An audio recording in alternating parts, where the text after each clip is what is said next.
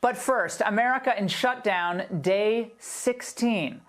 Finally, the New York Times, they saw the light today. All right, here's the headline. Malaria drug helps virus patients improve in small study. Well, the study, conducted by Chinese researchers, found that cough, fever, and pneumonia went away faster, and the disease seemed less likely to turn severe in people who received hydroxychloroquine than in a comparison group not given the drug. And this was the same paper, the newspaper, by the way, who just a few days earlier published this gem of an op-ed. No, these medicines cannot cure coronavirus. Well, similar dismissive stories were posted by the know-nothings at Vanity Fair and the Washington Post. Now, these poltroons obviously don't even know that physicians here and abroad are right now, tonight, treating COVID patients with hydroxy, sometimes adding azithromycin. And by the way, they're oftentimes successfully getting outcomes for their patients. Again, we're going to talk to one of those infectious disease docs in just a moment. And next, more on that ongoing debate about whether the virus's lethality, the mortality rate, is being overstated or misunderstood. Now remember, as I told you last night, we don't yet have an accurate picture of who has already been infected.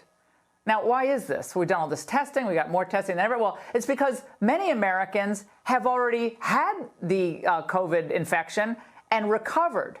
Or in many of those, well, of course, they were never tested. And many also had no symptoms at all, and they were infected. We took drastic mitigation actions anyway, though, because experts warned us that millions and millions could die. Who would ever want to even tolerate the thought of that? But Stanford's Dr. Jay Bhattacharya, who thinks the models are off by many multiples, he spoke recently with Peter Robinson of the Hoover Institution. Watch. I'm a little bit astounded, maybe, unless you tell me I shouldn't be, that they've shut down the economy without knowing quite what they're doing. People plug the worst case into their models. They project forward and say 2 to 4 million deaths. Newspapers pick up the 2 to 4 million deaths. Politicians have to respond. And the scientific basis for that projection is completely, there's no study underlying that scientific projection in the sense of that number, that denominator of that number doesn't exist. So how do we get a more accurate denominator? If you want to know in the population how many people have had it and recovered from it, you want to know the denominator, you have to have the antibody test. You need both in the denominator. And so with the antibody test, you can get the denominator for the population fatality rate, for anything at the population level. It's only in the last week and some that they become available. But today we got mixed messages from the coronavirus task force about these antibodies testing. Antibody testing right now is not the first thing on our priority. It is very important ultimately to be able to get a feel for what the penetrance of the infection was in society for a number of reasons. You get a better feel of what the impact has been, but also you get a better feel of what the herd immunity would be. So I can foresee in the future that when we get the facility, which we'll have for sure, I mean, ultimately you can get a test that could do this reasonably easy, and do the kind of what we call serosurveillance study. But right now, that's not our immediate problem. Well, wait. At some level, and I've talked to the top scientists who are looking at this as well, at some level that doesn't make sense. Because we have problems beyond the current infection rate. We have millions of people out of work.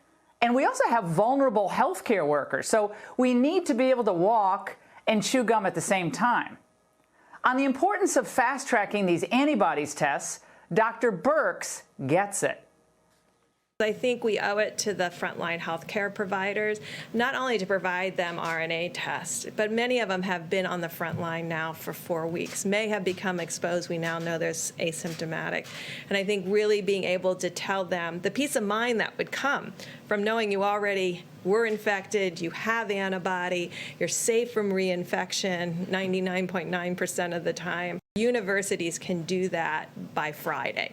So I'm putting that challenge out to them. We're not waiting. We're asking for help now. Yes, that was music to the ears of so many who've been examining the true models here and doing that long-term and short-term look at the true numbers, that denominator. How many were really infected and what is the mortality rate? Understanding every life is precious. Now, the antibodies test, as Dr. Burke said, it's easy, it's fast, and it's absolutely critical to understanding the true severity and reach of the virus. And then that informs what the best action is to take in response to the virus.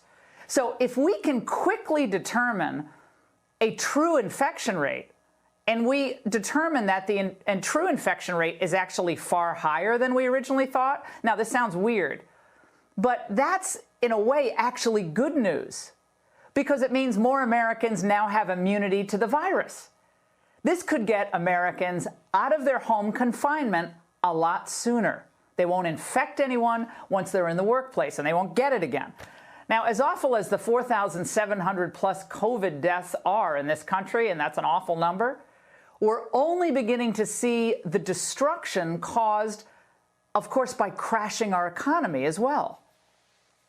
The universal quarantine, or essentially that's what we have, is incredibly costly.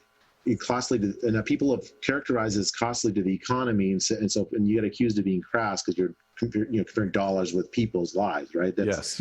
I mean, I'm actually kind of sympathetic to that, but actually, it's not just dollars to lives. It's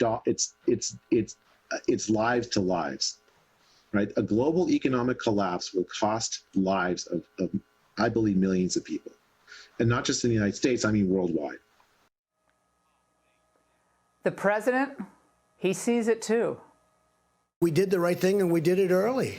We did it early, and we stopped other people from coming into our country early. But no, that's a cost. You'll have domestic violence. You'll have violence. You'll have suicide. You'll have drug addiction. A lot of people are going to be lost. We want to get this open as soon as we can. I mean, I'll be the happiest person. So will you, everyone in this room.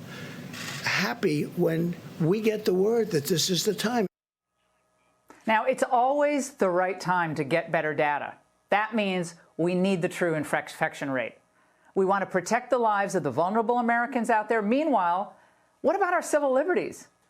We're going to get our freedom back when this is all over, right? This is going to be transformative. We're never going to be the same again. The fear that we have, the anxiety that we have, that's not just going to go away. When do we get back to normal? I don't think we get back to normal. I think we get back, or we get to a new normal. Wait. And what new normal is that? The old normal was when your kids actually went to school. You could go to work, you could go to church if you wanted, and maybe a restaurant, or watch a sporting event, or play sports with your friends. You traveled anywhere and whenever you damn well please, without government tracking or police questioning you. That was the old normal. So if the new normal means something innocuous, like we won't buy drugs from China, well, that's great. That's a good new normal. And if it means that we stay home when we're sick and we wash our hands more, fantastic. We all want that. But if the new normal that Cuomo's talking about means abandoning the life we loved before the coronavirus, or using this crisis, as some seem to be doing, as a vehicle for advancing a left-wing freedom-killing agenda, well, count us out. And those are my thoughts at the end of the shutdown, day 16.